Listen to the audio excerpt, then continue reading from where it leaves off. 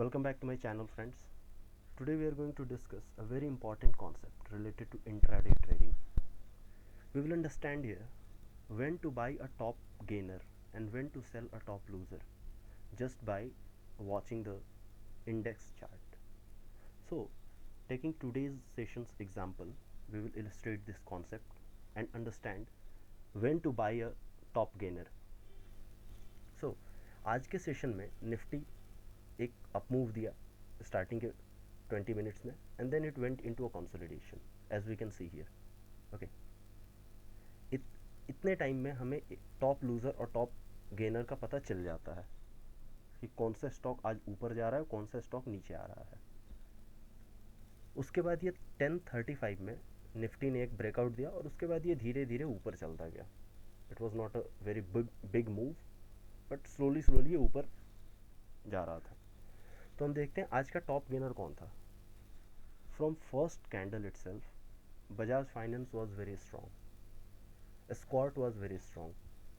तो बाल्किस इंडस्ट्री भी बहुत ज़्यादा स्ट्रांग था.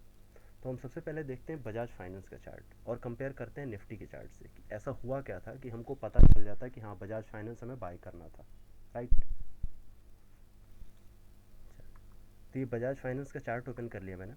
इसमें देखते हैं स्टार्टिंग के चार कैंडल देखें. ये बहुत ज़्यादा बड़ा मूव आया और उसके बाद जब निफ्टी कंसोलिडेट हो रहा था तब ये कंसोलिडेशन में चला गया, राइट. बीच में एक बार ट्राई किया था ऊपर जाने का बट फिर से ये उसी लेवल पे आकर रुक गया. Just pay attention to this time. It's 10:35 candle, 5 minute का कैंडल है ये. 10:35 पे इसने एक ब्रेकआउट दिया और उसके बाद फिर ये दिन भर ऊपर जाता रहा, नीचे आया ही नहीं. उसके बाद छोटे छोटे कैंडल बने लेकिन ये ऊपर ही गया दिन भर. निफ्टी का चार्ट में अगर देखेंगे एक बार तो निफ्टी के चार्ट में भी सेम वही 10:35 का कैंडल इंपॉर्टेंट था. उसके बाद ये निफ्टी ऊपर ही रहा, उसके नीचे नहीं आया कभी. तो हमें कैसे पता चला कि आज हमको बजाज फाइनेंस को बाय करना था, किसी और को नहीं.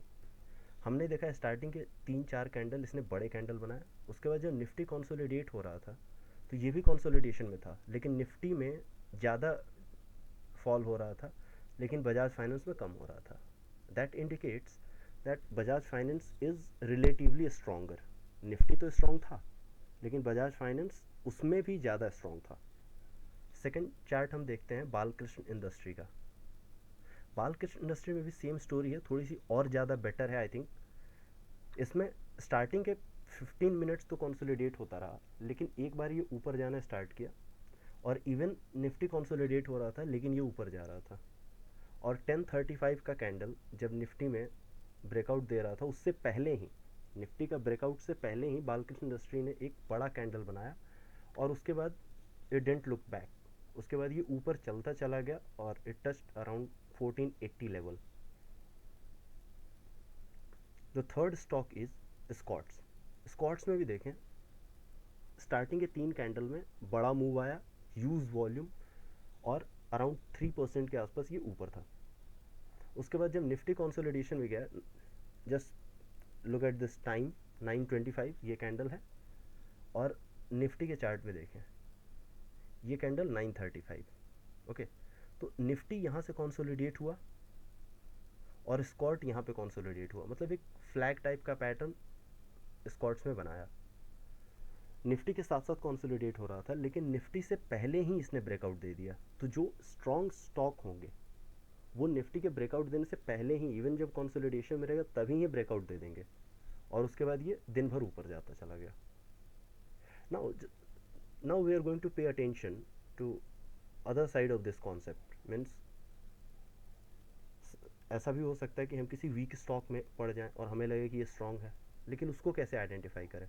तो हम सबसे पहले देखते हैं एशियन पेंट्स को. एशियन पेंट में देखें ये जब निफ्टी ऊपर जा रहा था मॉर्निंग के 15 मिनट्स में तब ये भी ऊपर गया था लेकिन जब निफ्टी कंसोलिडेट होना स्टार्ट हुआ तो एशियन पेंट नीचे गिर गया. यहाँ भी वॉल्यूम था, नो डाउट वॉल्यूम अच्छा आया था पहले 5 मिनट्स में लेकिन उसके बाद ये नीचे चला गया और ये कहीं से भी कंसोलिडेशन नहीं लग रहा है. Even if you will see by your naked eyes तब भी ये कंसोलिडेशन नहीं लग रहा है, ये नीचे गिर रहा है.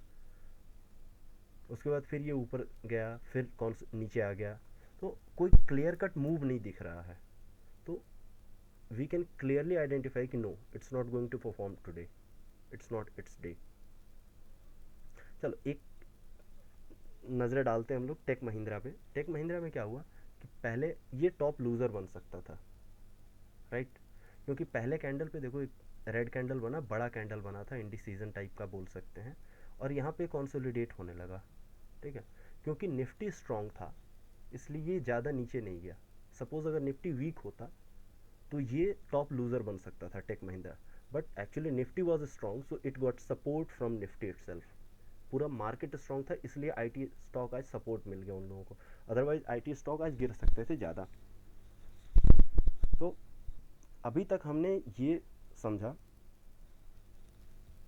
कि कौन से स्टॉक स्ट्रांग होंगे और कौन से वीक होंगे और उनको कैसे ट्रेड करें। एक बार फिर से रिकैप करते हैं क्विकली हम लोग कि जैसे बजाज फाइनेंस में हुआ, बजाज फाइनेंस स्टार्टिंग के 15 मिनट्स ऊपर गया। अगर कोई स्ट्रांग स्टॉक है तो स्टार्टिंग के 15 मिनट्स में वो 2-3 कैंडल बड़े बनाएगा, वो वॉल्यूम दिखेगा, बड़े कैंडल बनाएंगे। Now the concept starts from here.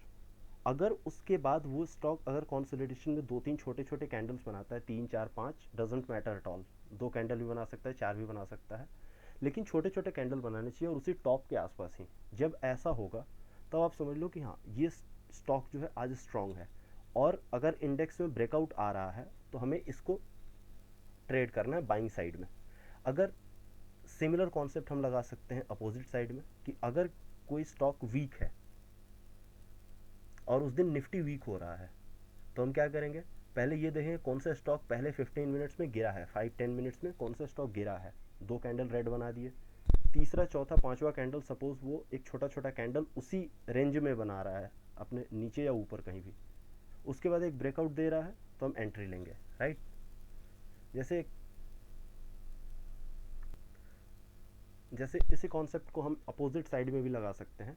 जैसे मैंने बोला कि पहले 15 मिनट्स में एक फॉल आना चाहिए और उसके बाद वहाँ पे कुछ कंसोलिडेशन हो, कुछ थोड़ी देर तक कंसोलिडेशन हो। जैसे एग्जांपल में हम बजाज फाइनेंस का ही 3 दिन पहले का हम देखते हैं, ये 24 सितंबर का चार्ट है। इसमें क्या हुआ, पहले गैप डाउन ओपन हुआ, पहला सिग्नल हमें मिला कि गैप डाउन है, मतलब नेगेटिव है, नेगेटिव प्रेशर है इसमें। उसके बाद 3 कैंडल डाउन गया। फिर just pay attention to this level, buyers ने ट्राई किया बाय करने का, लेकिन फिर सेलर्स इतने हैवी थे कि इसको ऊपर नहीं ले जाने दिए, इवन ये फर्स्ट कैंडल भी क्रॉस नहीं कर पाया।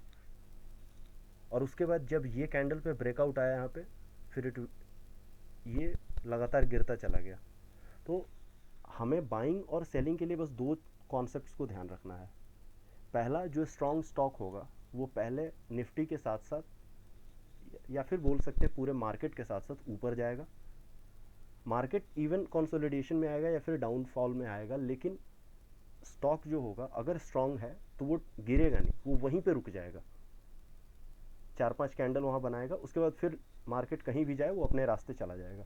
जब भी ऐसा सिचुएशन दिखे, आंख बंद करके हमें बाई करना है और पोजीशन ओपन छोड़ देना है। इधर you can book 1:2 whatever you want according to your money management, या फिर आप पोजीशन को ओपन छोड़ सकते हो मार्केट में और उसको जाने दो, ट्रेवल करने दो जितना हो सकता है।